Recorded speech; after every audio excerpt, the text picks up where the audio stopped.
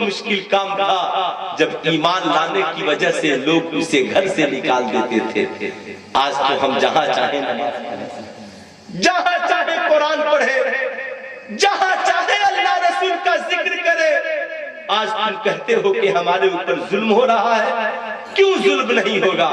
ہم تو اتنا بڑا خود ظلم اپنے آپ پر کرتے ہیں، آپ پر کرتے ہیں. دن گزر جاتا مگر اپنی پیشانی خدا کی بارگاہ میں نہیں جھکاتے.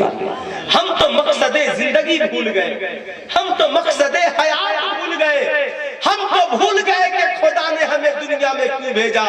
او نبی کا میلاد منانے والوں، کیا تم بھول گئے کہ حضرت آمنہ خاتون کہتی ہے جب میرا بیٹا محمد ابن عبداللہ پیدا ہوا تو نبی نے پیدا ہوتے ہی اپنی پیشانی کو سجدے میں رکھ دیا. سجدے میں رکھ کر نبی نے بتایا لوگوں، زندگی کا مقصد دولت کمانا نہیں، زندگی کا مقصد ایئر کنڈیشن کمروں میں رہنا نہیں، یہ تو زندگی کے بعد کا مقصد ہے. زندگی کا اصل مقصد کیا ہے جو نبی نے بتایا؟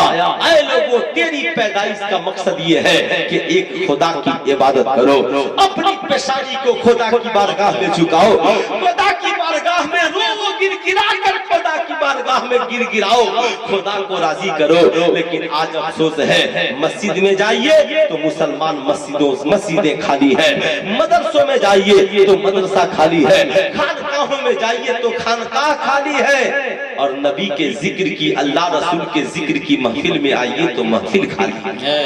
اے مسلمانوں، تم نے مسجدوں کو ویران کر دیا. اے مسلمانوں، تم نے مدرسوں کو ویران کر دیا. اے مسلمانوں، تم نے خانقاہوں کو ویران کر دیا. اے مسلمانوں، تم نے نبی کی ذکر کی محفلوں کو ویران کر دیا.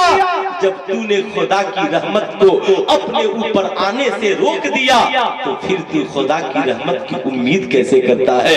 اے لوگوں، رونے سے کام نہیں چلے گا. آج بھی تیرا رب وہی ہے، آج بھی تیرا رسول وہی ہے، وہی رب ہے جس نے تمہاری مدد کے لیے فتح مکہ میں فرشتوں کو بھیجا، وہی رب ہے جس نے تمہاری مدد کے لیے جنگ بدر میں فرشتوں کو بھیجا. آج بھی تم اپنا رشتہ خدا سے مضبوط کر لو. زمین کے اوپر رہو گے تو بھی تیری مدد ہوتی رہے گی، زمین کے اندر رہو گے تو بھی تیری مدد ہوگی. سبحان اللہ، ماشاءاللہ. آج صاحب ہم نے اچھا میں یہ عرض کر رہا تھا میرے دوست صاحب، بڑا نازک زمانہ تھا، بڑا نازک دور تھا.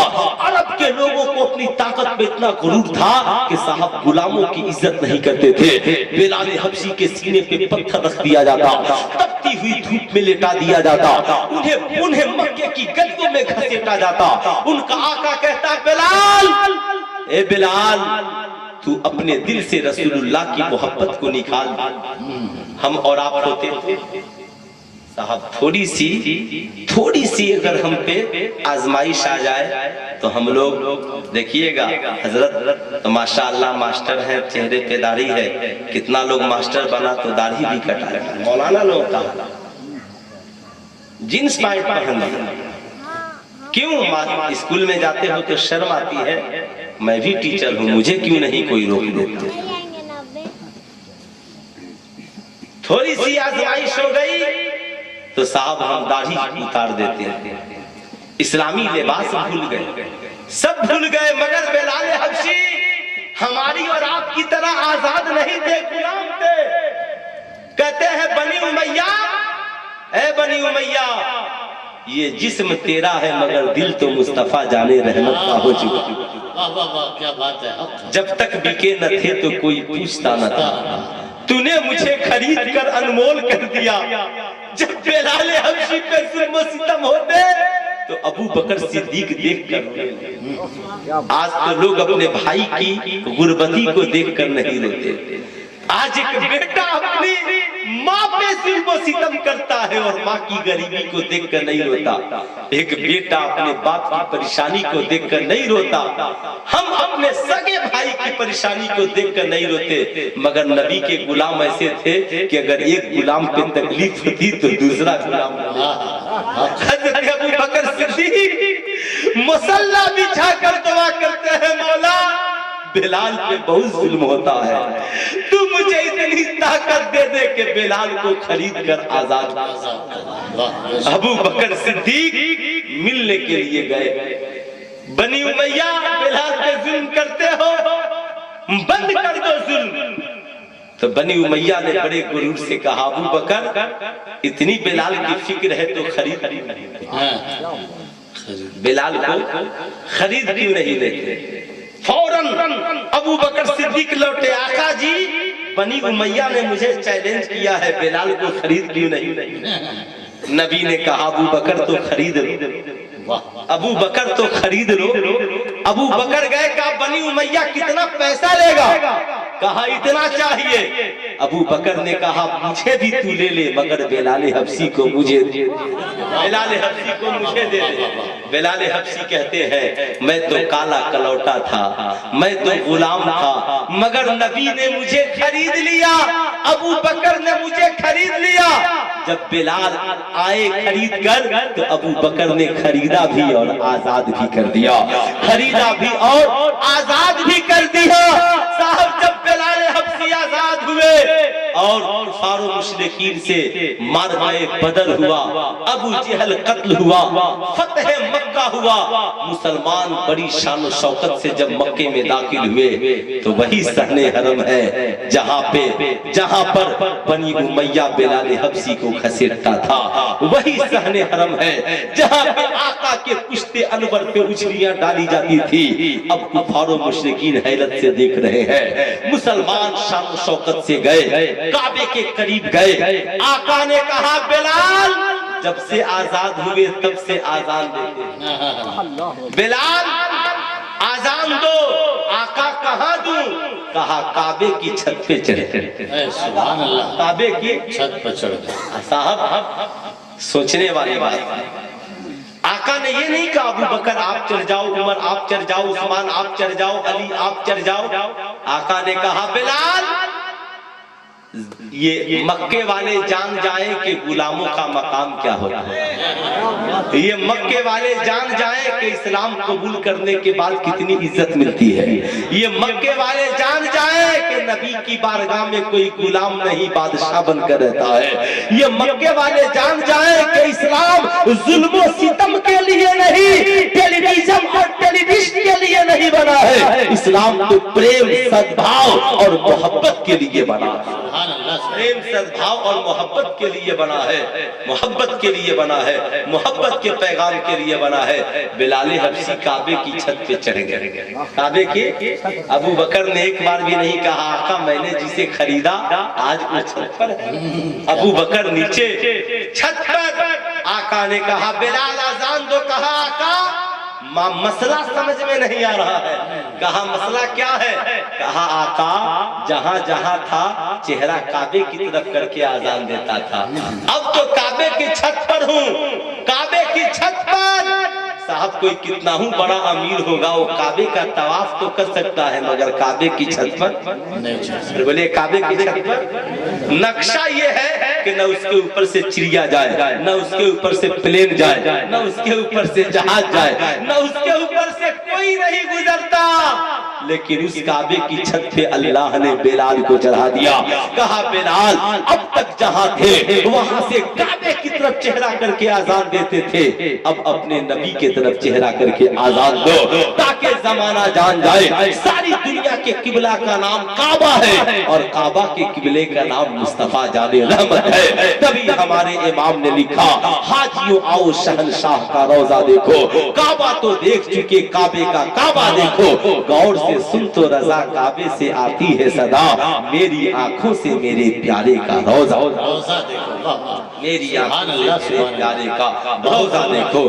حضرات میں یہ عرض کر رہا تھا یہ اسلام ہے جو امن و شانتی سدبھاؤ اور پریم کا پیغام لے کر کے زمانے میں آیا، زمانے کو درس وفا دیا، پیغام دیا۔ اور صاحب پھر کیا تھا وہ زمانہ بڑا نازک تھا، آج بھی نازک ہے۔ نبی نے فرمایا لوگوں ماؤں کے ساتھ ظلم و ستم کرتے ہو، باپ جب بوڑھے ہو جائیں تو ظلم و ستم کرتے ہو، غلط غلط، ماں باپ کے ساتھ ظلم و ستم نہ کرنا، تم نیکیاں اس لیے کرتے ہو کہ جنت میں جاؤ، لیکن یہ جنت کی بہاریں، جنت کی آسائش و آرام ساری सारी दुनिया की खूबसूरती और हुस्न जमाल को इकट्ठा कर दो तो जन्नत है, और जन्नत को समेट कर लाओ तो माँ के कदमे मुबारक, माँ के कदमे मुबारक है। नबी ने फरमाया खबरदार माओ को सताना मत, बस आखिरी बात, माओ को सताना मत। अल्लाह ने कहा हबीब कह दीजिए बिल वालिदैन इहसाना, माँ बाप के साथ भलाई करो। नबी फरमाते हैं माँ बाप के साथ एहसान करो। आज का बच्चा क्या कहता है, 5 मिनट सुनिए। आज का बच्चा कहता है मौलाना साहब मैं माँ बाप के साथ कैसे भलाई करूं, मेरे बाप ने जमीन नहीं दी, मेरे बाप ने जायदाद नहीं दी, मेरे बाप ने मुझे घर से निकाल दिया, मेरी माँ ने मेरी बीवी को जेवरात नहीं दिए, मेरी माँ ने मेरी इज्जत नहीं की। सुल्तान रज़ा पूछना चाहता है क्या तेरा बाप जमीन नहीं देगा तो बाप के साथ एहसान नहीं करोगे? क्या तेरी माँ तेरी बीवी को जेवर नहीं देगी तो माँ के साथ एहसान नहीं करोगे? क्या तेरे माँ बाप तुझे घर से निकाल देंगे तो तुम एहसान नहीं करोगे? इसका मतलब ये है तेरा बाप तुझे करेगा तो तुम करोगे, तेरा बाप तुझे जमीन देगा तो उसे खिलाओगे, तेरा बाप तुझे बिल्डिंग बना कर देगा तो तुम उसे घर में रखोगे, तेरा बाप तेरे साथ भलाई करेगा तो तुम भलाई करोगे। सुनो सुनो ये दुनिया वालों, ये कैसी बातें कर रहे हो तुम? जो कह रहे हो बाप खिलाएगा तो खिलाऊंगा, ये एहसान नहीं बदला है। बाप बिल्डिंग देगा तो मैं रखूंगा, ये एहसान नहीं बदला है। बाप जमीन छोड़ेगा तो मैं खेती करके खिलाऊंगा, ये एहसान नहीं बदला है। कोई खिलाए तो तुम भी खिलाओ, ये बदला है। कोई पिलाए तो तुम पिलाओ, ये बदला है। कोई तेरे साथ मुस्कुरा कर बोले तुम मुस्कुरा कर बोलो, ये बदला है। कुरान ने कहा माँ बाप के साथ बदला का हुक्म नहीं है, माँ बाप के साथ एहसान का हुक्म है। या रसूल अल्लाह एहसान क्या है? तो उलमा कहते हैं एहसान ये है कि तेरे माँ बाप तुझ पे जुल्म करे तुम उनके साथ भलाई करो, ये एहसान है। तेरा बाप घर से निकाल दे तुम उसे अपने घर में जगह दो, ये एहसान है। तेरी माँ तेरी बीवी को जेवर जेवरात नहीं दे फिर भी तुम माँ से प्यार करो, ये एहसान है। तेरा भाई तुझे गालियां दे फिर भी तुम भाई से प्यार करो, ये एहसान है। सुनो सुनो, इस्लाम ने ये बदला देने का हुक्म नहीं बल्कि एहसान करने का हुक्म किया। कहा माँ बाप बुढ़ापे को पहुंच जाए तो बोलना दूर की बात, उन्हें उफ भी मत कहना। क्या कहना उन्हें? उफ भी मत कहना। साहब नहीं कहिएगा तो बीवी चढ़ जाए, खूब आपसे शिकवा शिकायत करेगी, कहेगी आपकी माँ तो कुछ नहीं करती फिर भी आप कुछ नहीं बोलते, आपका बाप कुछ नहीं करता फिर भी आप कुछ नहीं बोलते। तो बीवी से कहिए बेगम जो बोलना है मुझको बोल लो। कुरान ने कहा है फला तकुल लहुमा उफ़्फ़िन वला तनहरहुमा, माँ बाप कुछ भी करे मगर तुम उन्हें उफ न करना। कहा माँ बाप जो कर रहे हैं, कहा वो जो कर रहे हैं उनका हिसाब उन्हें देना है, मैं जो कर रहा हूँ इसका हिसाब मुझे देना है। मेरे माँ बाप औलाद की तरबियत नहीं जानते मगर मैं तो कुरान पढ़कर माँ बाप की खिदमत जानता, मैं तो कुरान पढ़कर माँ बाप की खिदमत जानता हूँ।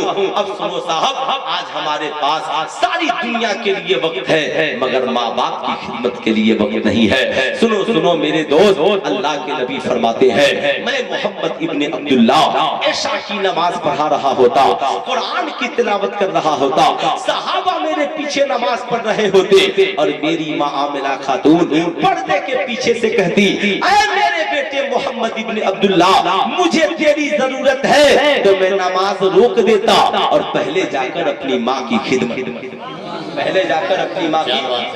करता, फिर वापिस आता तो नमाज को वहीं से शुरू करता।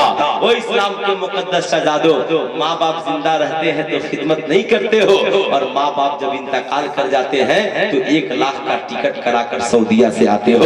खबरदार खबरदार, सुल्तान रज़ा कहना चाहेगा जब कोई इंतकाल कर जाए तो जनाजा में जल्दी करो, नमाज का वक्त हो तो नमाज में जल्दी करो, और बच्चे जवान हो जाए तो निकाह में जल्दी, बच्चे जवान हो जाए तो निकाह में जल्दी करो।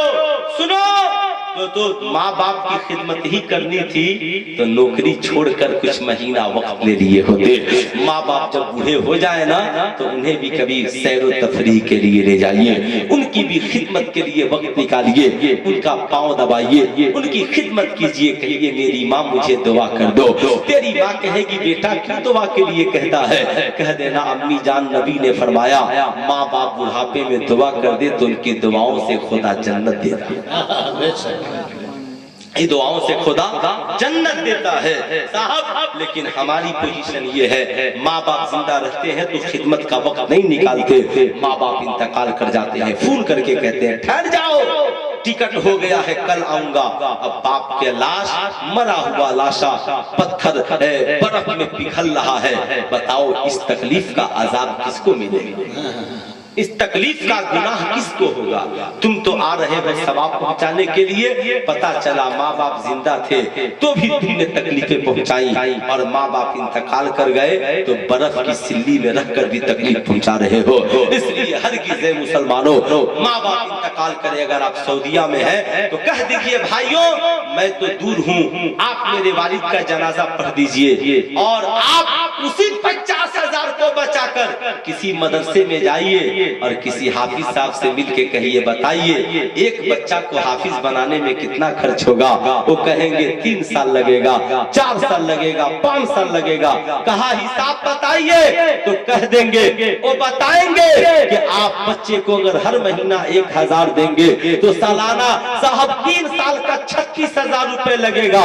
آپ نے 50,000 دیجئے اور کہیے یہ 50,000 لیجئے اور میری ماں کے نام پہ ایک غریب بچے کو حافظ قرآن بنا دیجئے۔ قسم خدا کی فلائٹ سے آنے والے دعا کے جنازہ پڑھے گا، وہ حافظ قرآن جب قرآن پڑھے گا تب تک تیری ماں کو اس کا ثواب ملتا رہے گا۔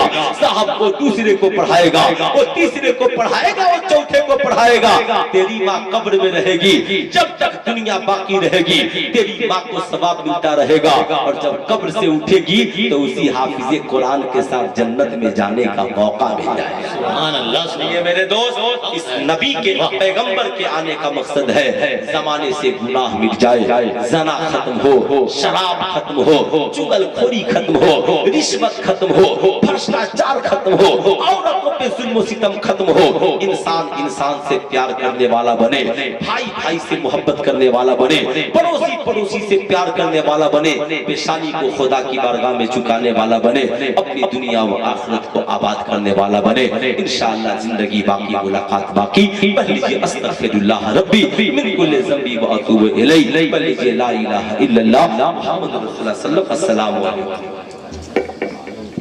کھڑے ہو جائیے، صلاۃ و سلام۔